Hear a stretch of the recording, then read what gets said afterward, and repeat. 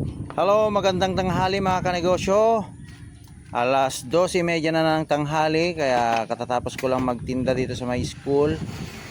Nagtitinda ako ng pritong atay.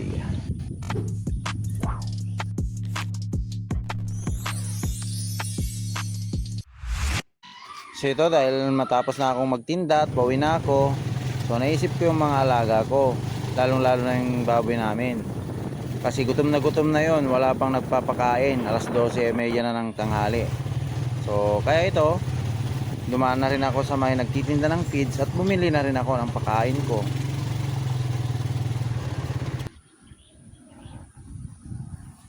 So ito, isang kaban na grower ang binili ko mga kanegosyo, dahil nasa 2 months old na sila sa akin.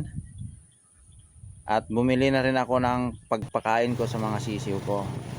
So ito, pauwi na ako mga kanegosyo, at kompleto na, may pakain ako ng baboy at meron na rin akong pagpakain sa mga sisiw ko.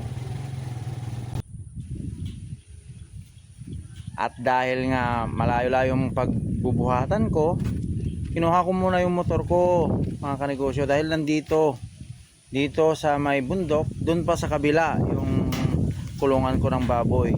So medyo malayo-layo yan.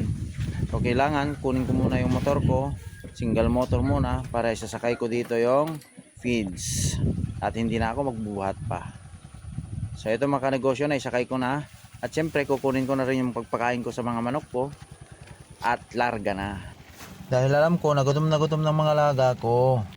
So ito mga kanegosyo, kailangan pa rin magbuhat dahil hindi pa rin nakakarating ang single motor dito sa baba. At ito na nga mga kanegosyo, nakita ko na yung isang baboy ko nasa labas na, at natapon na rin yung mga pagpakain ko ng baboy na natitira pa, dahil sobrang nagutom na nga sila mga kanegosyo. Ayan na oh, nandyan na sa labas yung isa, pero yung mga iba nakabalik na sa loob. Lumabas silang lahat, nagwala-wala na sila dito sa labas.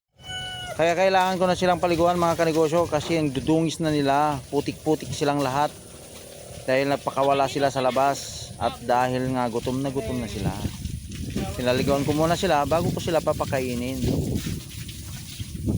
So ganyan nga mga kanegosyo ang trabaho ko araw-araw, magtitinda sa umaga, at sa tanghali naman pag uwi ko, magpapakain ako ng mga alaga naming baboy.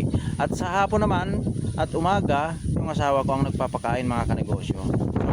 So hanggang dyan lang muna ang aking may babalita sa ngayon mga kanegosyo, at maraming salamat sa panonood. Thanks for watching. God bless us all.